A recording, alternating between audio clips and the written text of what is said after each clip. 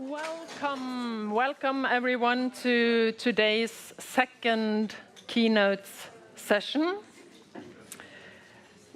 We are very happy and honored to have among us Uilleam Blacker, who is an associate professor of Ukrainian and East European culture at the UCL School of Slavonic and East European Studies and a translator of Ukrainian literature. He is the author of Memory, the City, and the Legacy of World War II in East Central Europe, co-author of Remembering Katyn, and co-editor of Memory and Theory in Eastern Europe. He has written on Ukraine for The Guardian, The Atlantic, Financial Times, Times Literary Supplement, and others. And his translations have appeared in The Guardian, in the White Review, Words Without Borders, and others. His translation of Mike Johansson's modernist classic, Dr. Leonardo's Journey to Sloboda, Switzerland, with his future lover, the beautiful Alcesta, is forthcoming at Harvard University Press. Uilleam is spending this academic year at Yale University, wherefore we are doubly grateful that he could make it all the way to Norway and Bergen. He is currently writing a book on Ukraine's rich, multilingual literary landscape in the 19th and 20th centuries, a topic that is also, I think, reflected in the title of today's keynote, Living on the Edge, Ukraine, Overcoming Empire and Cultural Entanglements. And as this morning, it will be possible to pose questions after the lecture. Uilleam, the podium is yours.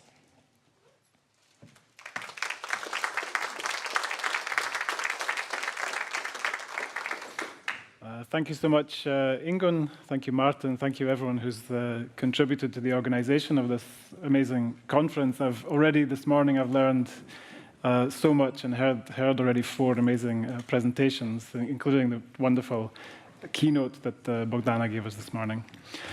Some of you may know that recently in Lviv, one of Ukraine's largest literary festivals took place, the Book Forum.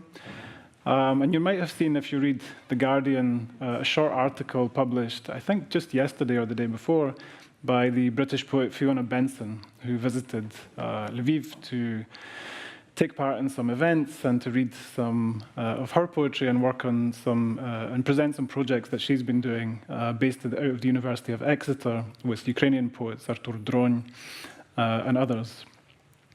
And she wrote in her account of the forum, she described obviously this night which happened during the forum, which was the worst Russian attack on Lviv of the whole war. So they spent many hours in the bomb shelter that evening. So she had the full Ukrainian cultural experience. And she described the literary culture of Lviv as, I quote, inspired and robust. And she said it puts the UK's underfunded last gap scene to shame. And I was very interested to see this comparison that she made between literary culture in Ukraine and literary culture in the UK. And I also noticed this word robust that she used because I had just written it in the last paragraph of this talk that I'm going to deliver.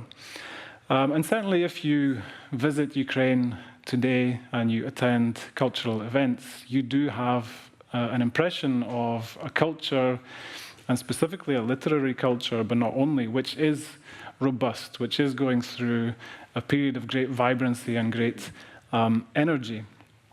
It feels like a strong culture at the moment. And this is something I want to talk about in this lecture, is what makes a culture strong and what makes a culture weak, or what makes it appear strong or appear weak.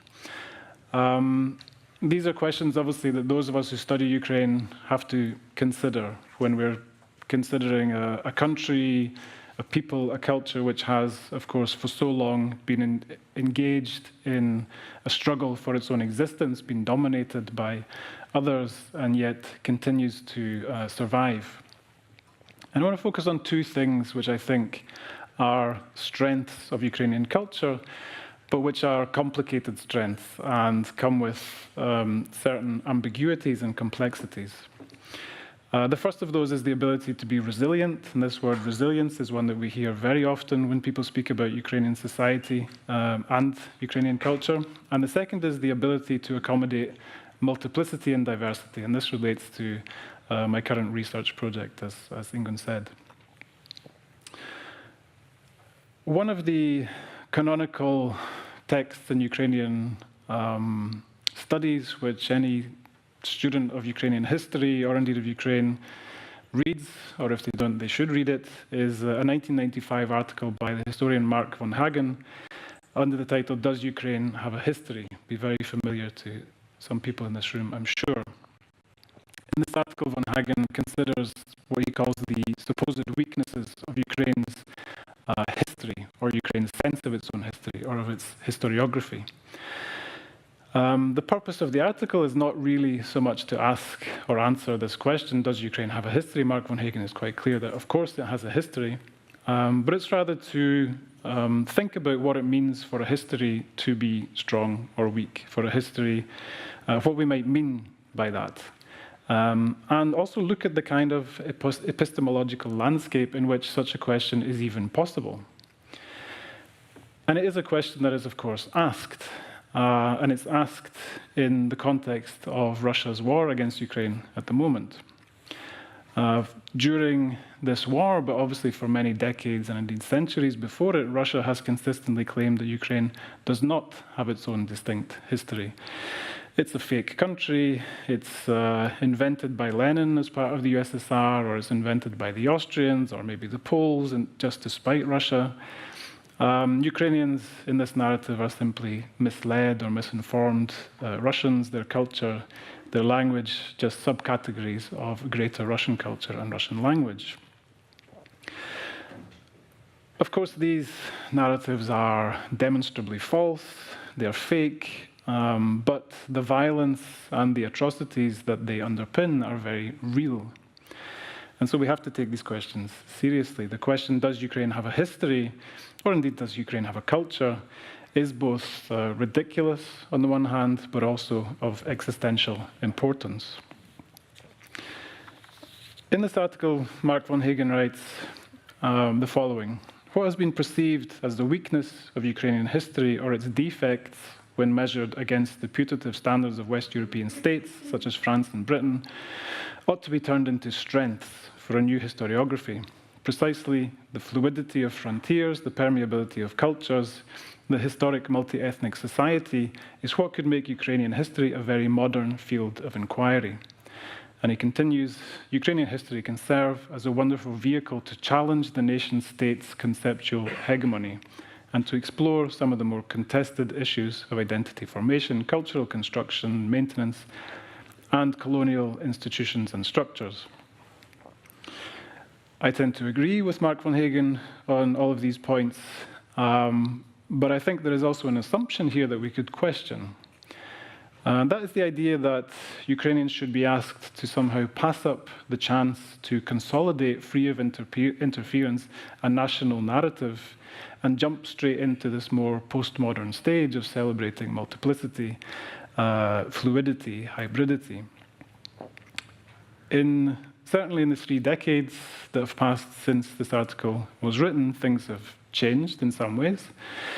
Ukrainians in that space, Ukrainian historians, Ukrainian cultural scholars, and others have done much to negotiate and consolidate the view of their own history and their culture. This has often been a difficult process, a fractious process, a contested process, but then that's not necessarily a bad thing.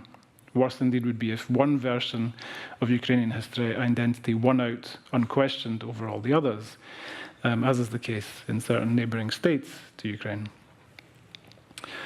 A lot of work has been done over the decades to bring unknown areas of Ukraine's history and its culture to light, giving Ukrainians a better and more nuanced sense of themselves. We saw the example which Bogdana gave this morning of the republishing of Ukrainian classics in the last few years to that end. Of course, there are still parts of the past that remain arguably insufficiently worked through, certain pages from the history of the Second World War, the Holocaust, questions of Ukrainian participation in violence against Poles, against Jews during the war, being obvious examples. But even here, a lot of progress has still been made. And Ukraine has managed to maintain a public sphere that is remarkably open, where debate is possible, even if it's not perfect. But considering the extreme circumstances of the war, it is quite notable how much room there is for debate and discussion on difficult topics. In regard to the way it sees its past and its history, I don't actually think Ukraine is particularly unique. I'm always skeptical when people speak about Ukraine discovering itself, being reborn after 1991 or sometime around 1991. Ukraine is very often described as being in search of its identity. Yes, of course, Ukraine has faced huge challenges to its existence, to its sense of itself, more severe than many other European nations, I think it's fair to say. But it does have a story. It has many stories, just like anywhere else, just like any other European country. And just like any other country, it's a place where discussions of the past, about culture, about identity, are complicated, they're lively, they're shifting. Sometimes they're bitter, sometimes controversial. They're not always very well informed, but that's kind of normal.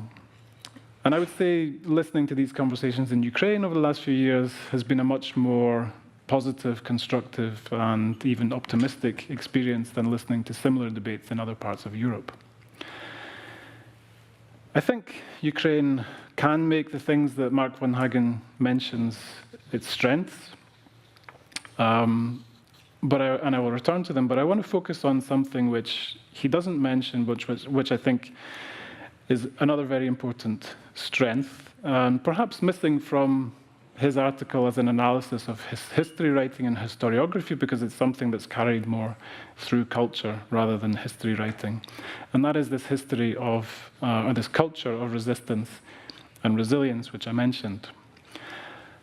It's not so much, I think, a case and a question of whether Ukraine has its own story, but rather of how this story has survived despite terrible odds. Ukraine has suffered many attacks on its culture, as those of us who were in one of the sessions just before this heard, related to the language in particular, various forms of restrictions, repressions and prohibitions, and even outright acts of genocidal violence, starting from, arguably, it's hard to know when it starts, but let's say Peter I stifling of Ukrainian religious culture, through Tsarist edicts banning the Ukrainian language, down to the mass execution of Ukrainian intellectuals in the 1930s, and the murder of Ukrainian cultural figures in occupied territories today. The list is long. But against this background, Ukrainians have found ways to resist, to survive, to bring the oppressor down to size, often. And they've done it in a variety of different ways, from the subtle subversion of the text of Gogol down to the riotously funny postmodern novels of Yuri Androchovich. Ukrainians have used humor to undermine the imperial cultural narrative, asserting cultural difference and presence through mimicry, masks, and mockery. And sometimes an underestimated side of Ukrainian culture is just how funny it can be in that sense. Writers from Taras Shevchenko and Oksana Zabushko, maybe on the less funny side, have found ways of tearing down imperial idols, purging inferiority complexes, and providing usable myths of the past. Ukrainian women writers like Marko Vovchok, Lesya Ukrainka have found ways to intertwine the struggle against imperial violence with the struggle against patriarchal violence.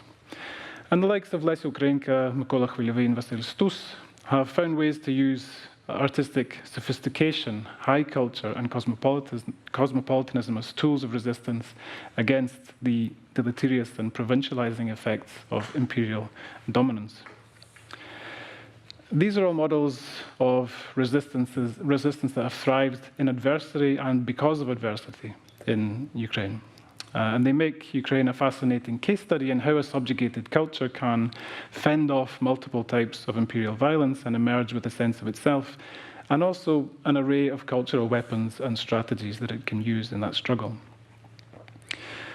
This situation of colonial peripherality also, of course, as von Hagen notes, places Ukrainian culture in a tense and complex relationship with multiple other cultures that have existed in or intervened in the territories of today's Ukraine.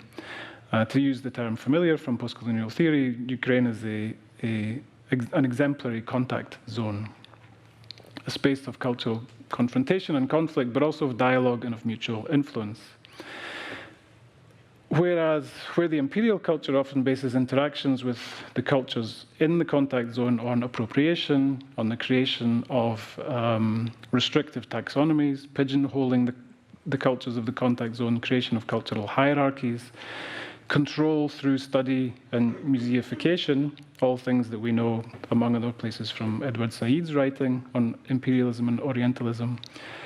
The culture of the contact zone, by contrast, tends to exist in a much more live and multi-directional relationship with the culture of the metropole, or even with more than one imperial metropole, as is the case with Ukraine, and also with other cultures that converge in the contact zone, often fellow repressed cultures. And these relationships can be shaped, yes, by conflict and by competition, but also by mutual interaction, hybridization, and solidarity. And they're not deadened and hierarchized as they tend to be by the cultural center. In the case of Ukraine, besides the encounter with Russia, we of course have the encounter with the Islamic world and Turkic cultures through Crimea. We have the many multilingual forms of Jewish cultures, which has existed in Yiddish and Hebrew and Russian and Ukrainian and Polish and other languages on the territory of Ukraine. We have the interactions around the borders with Hungarian, Romanian, Moldovan, Czech, Slovak culture. We have Polish culture, we have German culture in Ukraine. And then, of course, we have historical minorities which have existed on the territory of Ukraine, often also as a result of centuries of imperial expansions of one kind or another. We have the Bulgarians, we have Greeks, we have Armenians, we have Roma, and others. It's a very, very complicated cultural landscape. And this has all left, obviously, a mark on Ukrainian culture. Ukrainians have, of course, used imperial languages for cultural purposes. I gave the example already of Gogol, but this is, in his case and in many other cases, is certainly not a case of someone simply switching away from the marginalized culture into the dominant culture. We have his early text in which the Russian readers are confronted with texts which are clearly very strongly inflected by the Ukrainian influence, not only in subject matter, but in the fabric of the language. The glossaries provided with Gogol's stories ease comprehension for the Russian reader, but they also, of course, remind that reader at every step that this is a foreign world that they are encountering. Take Ivan Franko, whose Ukrainian prose can contain snatches of Polish, of German, of Yiddish, of Hungarian even, and very often these other languages are not translated because Franko knows that his audience is multilingual. And he himself, of course, wrote in the German language. He wrote many, many hundreds of works, journalistic works in the Polish language, and was someone who existed across and between multiple cultural contexts. Similarly, Olha Kobylanska, someone raised between the German, Ukrainian, Polish, and Romanian languages, and wrote her works in German and Ukrainian, translating herself between the two. Someone shaped, a canonical figure in Ukrainian culture, who is shaped more by her proximity to Vienna than with links to Lviv or Kyiv. So Ukrainian writers have existed in multiple literary spaces. They've crossed back and forth between them, bringing the foreign to bear on Ukrainian culture, but also bringing a Ukrainian influence, like so many Kafkas in the famous thesis on minor literature, into major literary traditions. The Ukrainian contact zone is not, of course, always about other cultures leaving an impact on Ukrainian culture. There is, in fact, a tradition of non-Ukrainians coming into Ukrainian culture. We have the tradition of Jewish writing in Ukrainian, which begins in the 19th century, arguably reaching a peak in the 1920s with the work of poets like Raisa Troyanka, Leonid Pervomaisky, and others. And even the Russian-Ukrainian continuum goes in both directions. I already mentioned Markovovchuk. This is, of course, a writer of Russian origin who comes into Ukrainian culture and writes important texts about, among other things, the impact of serfdom on Ukrainian society in the Ukrainian language. And the Ukrainian contact zone also, I think, we should think about beyond just the more obviously Ukrainian dimensions. Within the territories of today's Ukraine, we can point to Jewish writers writing in multiple major languages, the likes of Bruno Schulz, Josef Roth, Isaac Babel, who represent a powerful strand of writers of a kind of minor literature who are entering from a base in Ukraine and very much informed by that Ukrainian context into, again, multiple major literary traditions. Bruno Schulz and Josef Roth, can we consider them Ukrainian writers or writers of Ukraine in some way? Certainly their works do not speak in obvious ways about Ukraine or Ukrainianness, but they still describe the history of today's Western Ukraine, the periphery of the Habsburg Empire as it's crumbling in ways that speak very powerfully, not only to Poles and Germans, but also to Ukrainians who live today in those territories. And indeed anyone concerned with how modernist culture rises just as the 20th century's empires collapse. And the Ukrainian province is an excellent place to both observe and also participate in this process. Similar cases in point are the most important German language poet of the late 20th century, Paul Celan, who comes from Chernivtsi, or perhaps arguably the most famous literary name from Ukraine in world literature, that's Joseph Conrad, born in Berdychev, but who lived most of his early life in Ukraine. These are both, again, writers whose works contain relatively scant trace of what we might think of as Ukraine or Ukrainianness, and yet without the Ukrainian context, it's difficult to imagine them becoming the writers that they became. Celan was shaped by his multilingual upbringing in Chernivtsi, a city that had 5 minority groups and no overall majority, a place that would pass from empire to nation state through the 20th century totalitarianisms in what was a quintessentially Ukrainian experience. Joseph Conrad hints at Ukraine in some of his works, but in his formation, that context is very, very important in his formation as a writer and as an individual. He's raised in the specific culture of the Polish gentry of the eastern borderlands, a family of nationalist activists who were brutally suppressed by the Tsarist regime. And he's shaped as a writer by reading the Ukrainian school of Polish Romanticism, writers like Słowatsky and Malczewski, and indeed named after a character from one of Adam Mickiewicz's works, Konrad Wallenrod. Would Conrad's ability to navigate the distant multicultural imperial borderlands in his prose be the same without that background? I don't think so. So these figures, I think, provide important bridges between diverse geographical and cultural context and Ukraine, important avenues of comparison and dialogue, and I think also a largely untapped cultural resource for cultural diplomacy for Ukraine. All of these things that I've been saying are, of course, somewhat easier to say from outside. It's easier to make certain recommendations when you're not in the middle of things. Turn your repressed culture, the history of repression of your culture into a source of strength. Celebrate the richness and diversity that appeared in your lands, largely as a result of repeated invasions and colonizations. Are these things necessarily easy, and are they necessarily sources of strength? I think it's complicated. The fact that Ukrainian culture has been forced to base itself on resistance and resilience has been an ambiguous factor in the development of that culture. Can we say that it has perhaps held back Ukrainian culture in some ways, channeling it towards compromise in some cases, or towards a fight for survival instead of creative growth and expansion in others? Certainly, some Ukrainian intellectuals have thought precisely this. And it's a dilemma very familiar to many colonized cultures.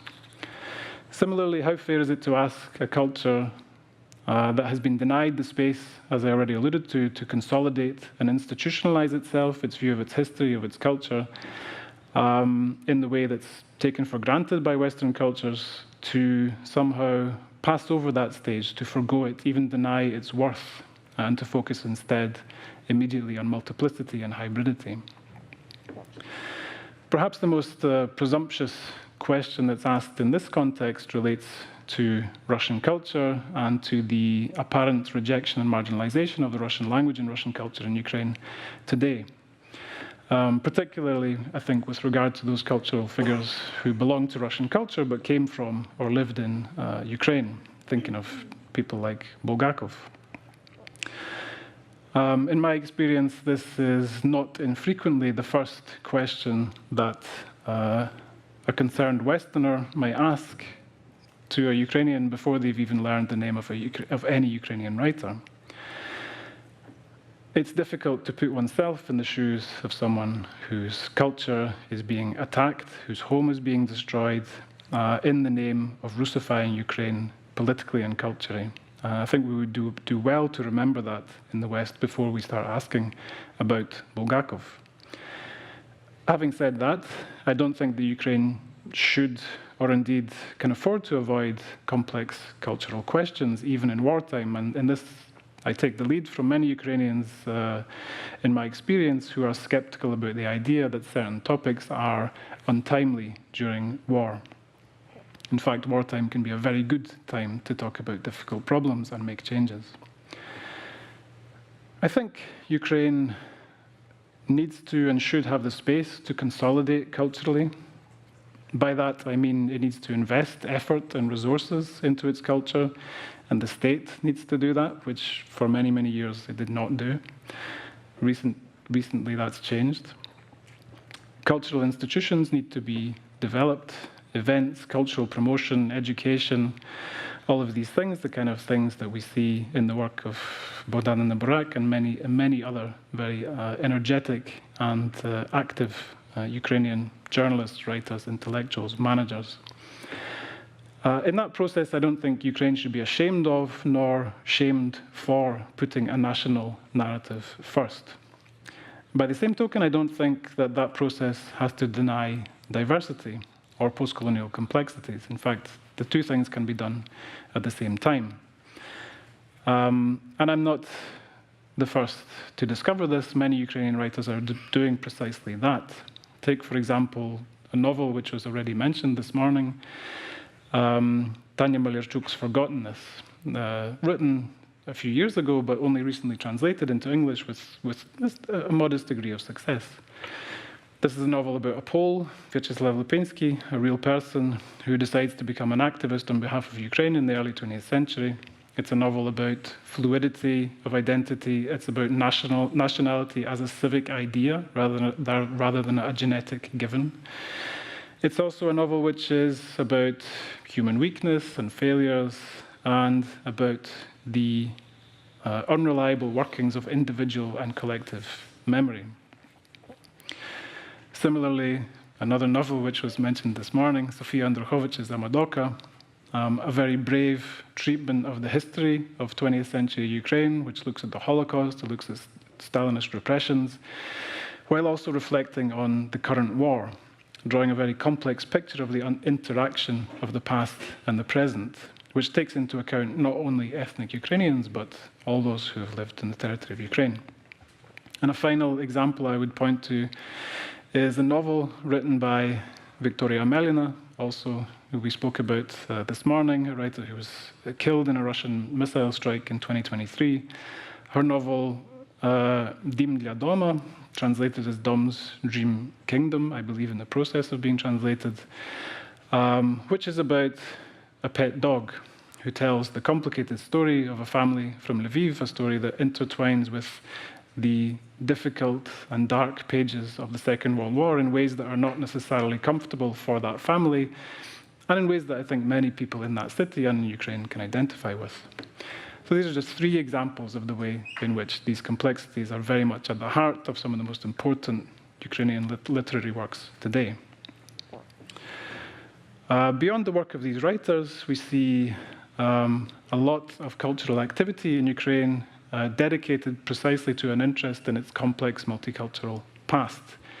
There are initiatives to translate Crimean Tatar authors into Ukrainian, something that's not been done enough in the past, but is being done on a fairly large scale at the moment.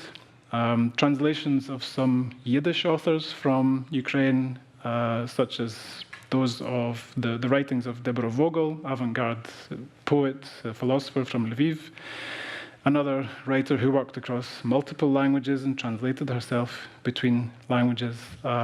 Translations of her work have existed in Ukrainian far longer than they have in English, and indeed some of the best translations of her work into English are by a Ukrainian, Anastasia Telikova. There are also, as far as I know, more translations of Bruno Schulz in Ukrainian than there are in English, I mean by different translators, possibly in any other language, but someone may correct me. And we have seen in recent decades cultural festivals and events dedicated to the likes of Schulz, Celan, Stanisław Lem, and other non-Ukrainian figures who come from the territory of Ukraine. We see similar phenomena in the building of monuments, naming of streets, and so on. These are, of course, relatively marginal cultural phenomena. They're perhaps not in the mainstream of cultural discourse in Ukraine, but I think they are certainly noticeable and they're certainly significant as seeds which can bring about future change. Of course, the big question, the big elephant in the room is Russian culture, of course, which remains a different issue and a difficult issue. It's different to the others in the sense that Russian culture and Russian language, of course, has not been underrepresented or unknown in Ukraine, as in the case of, let's say, Yiddish language culture or Crimean language culture. Quite the opposite. It's been rather overrepresented.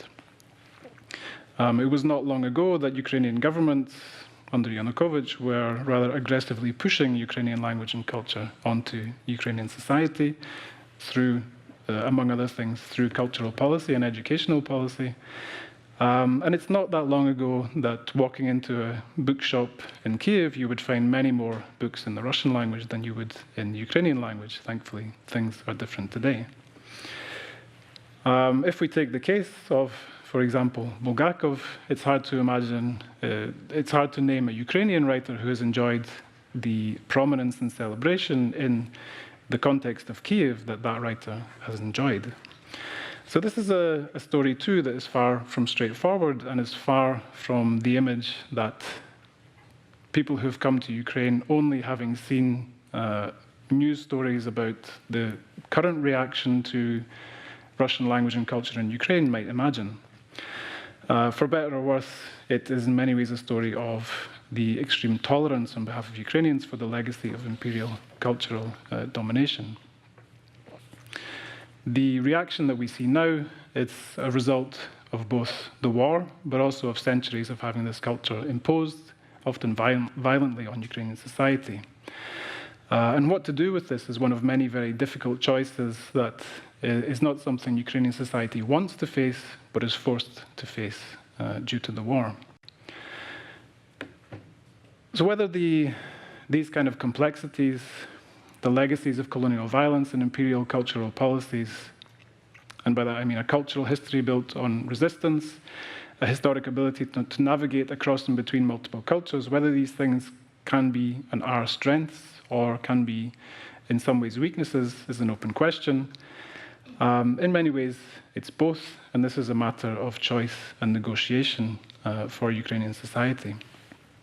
Ukraine's public sphere, its cultural sphere, of course, far from perfect, is, I think, as Fiona Benson described it, robust, and it's open, even in, and in many ways possibly because of, the extreme circumstances created by the war. Ukrainian society can and is facing up to these challenges. It's not afraid to leave itself open to the other, but it's also not afraid to confront the other when the other is a source of violence and destruction. And I think, if nothing else, that lack of fear and that willingness to confront present threats and imperial legacy is a source of strength and robustness. However, I would end with one big however. While Ukrainian culture is, I think, robust, it's strong, we should not be deceived by the inspiring appearance. It is precarious, it is fragile. There are many problems with cultural production, there are many challenges with the promotion of culture in Ukraine. We saw the images of the bombed out book factory in Kharkiv. We heard about the problems with the book market caused by mass immigration due to war refugees leaving. Ukrainian culture, like many other things in Ukraine, is held up and fueled to a large extent by civil society, by people organizing themselves. Of course, the state has done much in recent years after 2014, but still, Ukraine is a place where people themselves tend to step in, where the state does not or cannot. And those questions of funding, we also heard how funding for culture and the arts was cut in the early stages of war. The war is still on, and it remains, as I said, precarious. And so they need help and support from abroad. In the Chitomo article, which Bogdana mentioned, I read that some European book fairs have stopped providing free participation for Ukrainian publishers, for example, after so many years. How long can we keep this up? Obviously, we know about the effect of the cuts of US aid on cultural projects in Ukraine, very important and valuable cultural projects struggling with finances due to that lack of support. We do have to think about the problem of Ukraine, so-called Ukraine fatigue, one of my least favorite phrases. So, of course, Ukrainian culture is inspiring and it's robust. It's inspiring in the way that it resists, in its resilience. It's inspiring in the way that it is engaged in and responds to multiplicity and diversity. But it needs our help and our continued support in order to keep doing so. Thank you.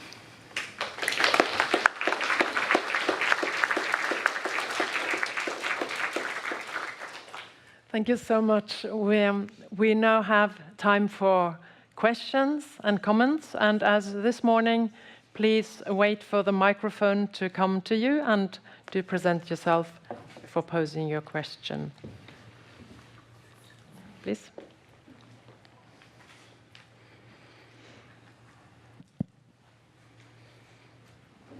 My name is Alexandra Ivanyuk. Thank you so much for an amazing speech. It was very, very inspiring. However, I wanted to ask about colonialism and lenses that we use towards Ukraine, especially in the Western discourse, where colonialism is very strongly associated with other parts of the world. And for us in Ukraine, everything is obvious, but when we step out from our comfort zone and go and speak to the scholars, it turns out that it's super hard to justify the colonialism lenses and using this terminology, despite of everything Mykola Repchuk wrote about Eva Thompson, and after so many work has been done in this regard. I wanted to ask whether you see the positive dynamics in this regard, and what arguments do you use yourself when you talk about this somewhere where it's not obvious? Thank you so much. Yeah, this is a very important question. And something that I've been thinking a lot about. I wrote an article recently for Eurozine about this, so if you have a look, Google Eurozine and Google my name, you'll come up with my full answer to this question, I guess. But yeah, it's surprising how self-critical somewhere like in the UK, there's a great culture of self-criticism about the history of imperialism, about the transatlantic slave trade, about how British culture has been implicated in and built on these practices, on colonial violence. I think in many ways a necessary and healthy process for British society, but it's very, these processes in Western Europe, they're also, paradoxically, they're extremely Eurocentric, and Western Eurocentric, I should say. We don't understand how complicated the processes of colonialism and imperialism in the 18th century, the 19th century were, beyond our own specific case. You know, and I think I can speak less about conversations in the US because I don't understand it and I'm not there, but I have been spending some time there recently, and I think, again, it's very much, the way they think about those things is very much shaped by their own experience and by their own contemporary politics. And Russia is just not, doesn't feature on that map. I mean, why not? Because we think that imperialism and colonialism can only be done in the way that we did it, which is by sending ships across the ocean to distant places and exploiting those places somewhere far away. You don't do it to your neighbors necessarily. You know, the British didn't do it, you know, to France. They did do it to Ireland, but that's a way in. That's actually a way to talk to a British audience about this. You know, think about Ukraine in the way that we should think about Ireland. I think from what I've heard from people who've been to Ireland, the Irish kind of understand that to an extent, but not always. So it's difficult, but I think the people who have to do this are the people who are thinking about studying, and some of them still promoting Russian culture in the West. And I can see that some people are willing to do that, willing to take that self-critical approach. You know, I think there are some people in this room who come from Russian studies background and who have thought very hard about the way they approach that culture, and they've thought about how to speak about Ukraine, how to speak about Russian colonialism, but it's something which is relatively rare. I've been asking myself why it's rare. I think it's a complicated question. It's to do with professional identity. It's to do with anxieties over very banal institutional factors. People start worrying about the funding of their jobs, their departments, their courses, if they're going to start deconstructing them and challenging them, and then, you know, this horrible word that keeps being used, cancelling. And I think there's also a just kind of sense of helplessness along a lot of people. You know, I see people who've been happily writing about Russia, thinking about Russia, teaching Russia for many decades, and then suddenly this horrific challenge comes along and they just don't know what to do. They just don't know what to do, and they do nothing. And that's also, you know, I think a lot of dimensions of this are quite kind of undramatic and banal, but there they are. And there's also a big problem of institutions, and the way that academic institutions think about what they teach is obviously, it's based on commercial factors increasingly. I mean, I don't know about the Norwegian case, but certainly in the UK, it's all about getting more students in, paying more money. The more students, the more money. And still we have generations of young people who really want to write their essays and their MA theses and their PhD theses about Dostoevsky, because we don't have enough PhDs about Dostoevsky. And that's something which is difficult to change, and it's not just about academia. It's also about schools, it's about public education, and it's about the kind of things that we were talking about again this morning. It's about translations, it's about cultural diplomacy, it's about, you know, Ukraine, you know, this translation prize, which Bogdana spoke about, very, very important, you know, putting the home state for a language, for a literature, is very often the catalyst for translations coming into existence. If you look at it, translated literature does not make money. But if a government is willing to put grants into it for publishers, that covers costs. It goes into the budget of those publishers. It makes sense for them to do that. That's why, for example, Norwegian literature is very popular in translation, and I think there's good state support for it, as far as I know. Maybe someone will tell me that's not true. But I could see a few years ago I had the chance to, I was lucky enough to be a judge on the International Booker Prize, and I could see that Scandinavian countries are very well represented. And, you can see which countries are investing in their cultures. So it's a very complicated, this is the boring answer, it's a very complicated and multi-factored problem. Yeah.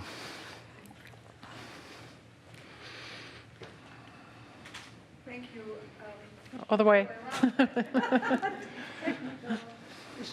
My name is Shama Shahadatay. I'm a professor of Slavic literatures at the University of Tübingen in Germany.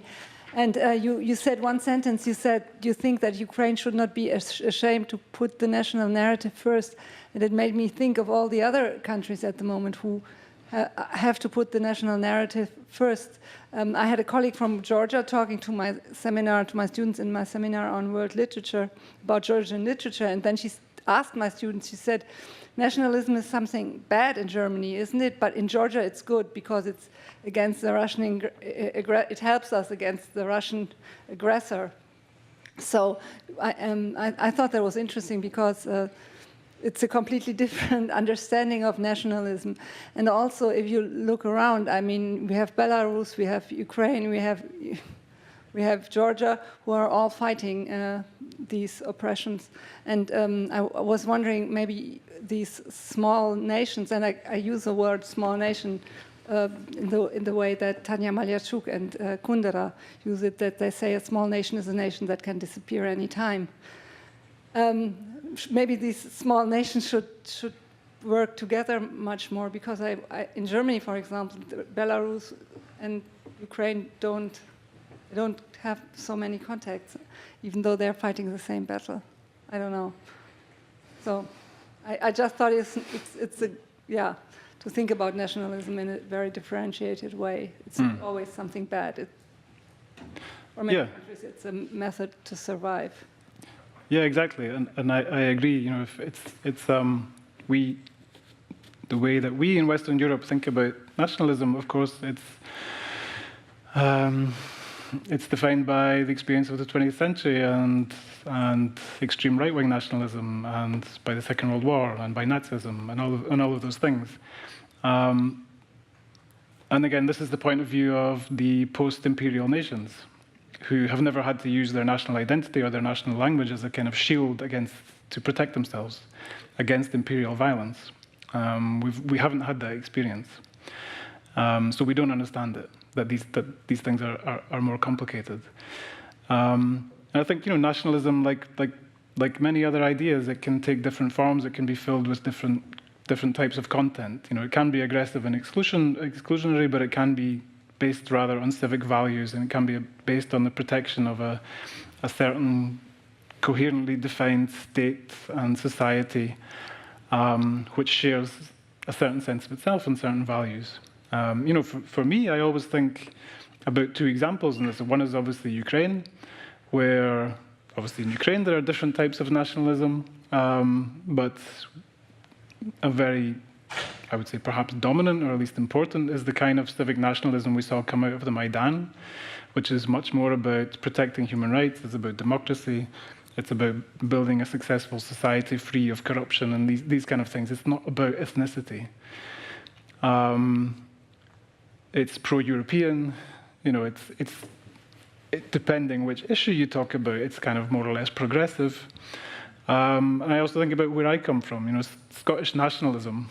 If you think the Scottish, everyone knows about UK politics, the Scottish National Party is probably the most progressive party in the UK, apart from the Green Party, I would say. You know, on many, many issues like pro-immigration, pro-Europe, pro-green agenda, all of these things, but still has a nationalist agenda in that it wants to build an independent nation state that's based on some kind of sense of common identity and historical experience. So I think these things are possible, and I think the challenge is to persuade people in places like London and Berlin and Paris that these things are possible, and that, you know, the way we've been thinking about this for the last few decades has been a little bit simplistic, but of course that's difficult because it's precisely in, in France that we see and in Germany, in the UK as well, with the rise of the Reform Party, and the Alternative for Deutschland and these kind of parties, we see that spectre of that bad nationalism coming back, and that's kind of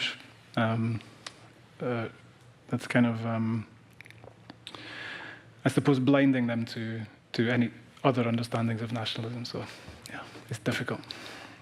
Belarusian case is very complicated, of course, because in some ways, yes, fighting the same fight, but on the state level, Belarus is, of course, fighting the same fight as Russia. So it's an extremely fraught situation, I think. Uilleam, well, thank you so much for a very deep and thought-provoking talk today. I have a question in connection with your two strengths of Ukrainian literature, where the first one was resistance. Well, I spent several weeks in Lviv in early September, and I had a chance to meet my colleagues, Ukrainian writers, poets in Lviv. And many of them repeated the sentence in very sincere conversations that we are tired to resist. And it made me think about fragility and resilience as not opposite concepts. That fragility can be a form of resilience, right? That sometimes we mask fragility with resilience. And perhaps fragility gives us the ability to empathize, to have this very avant-garde, novel, creative expression. And I think that was also the fate of the Ukrainian literature throughout the 19th and 20th century, that we were also very fragile. So have you ever thought about this other dimension of fragility, not necessarily resilience and resistance? Thank you. Yeah, that's a really interesting point. And it's what do we mean by resistance? What do we mean by resilience? What do we mean by strength? Is strength just like, do we equate strength with power and size and weight and these kind of things? Or is strength the ability to be fragile or be vulnerable? Yeah? To speak in honest ways about fear and about uncertainty. And I think those are the things that actually make Ukrainian wartime literature really strong.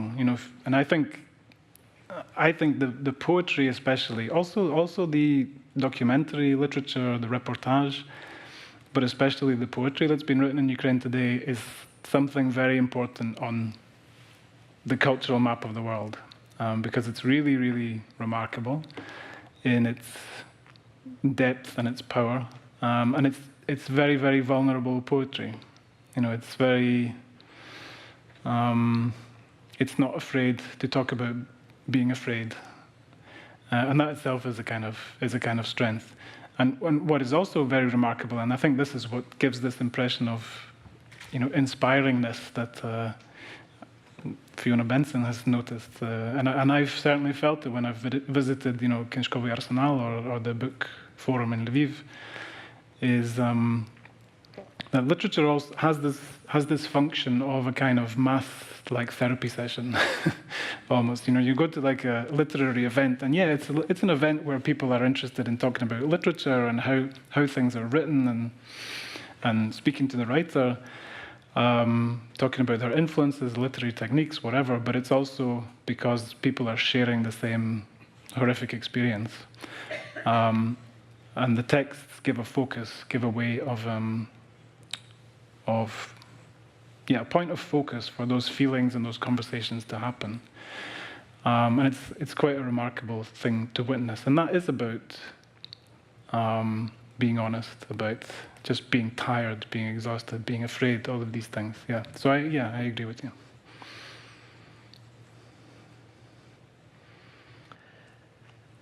Thank you so much once more, Uilleam.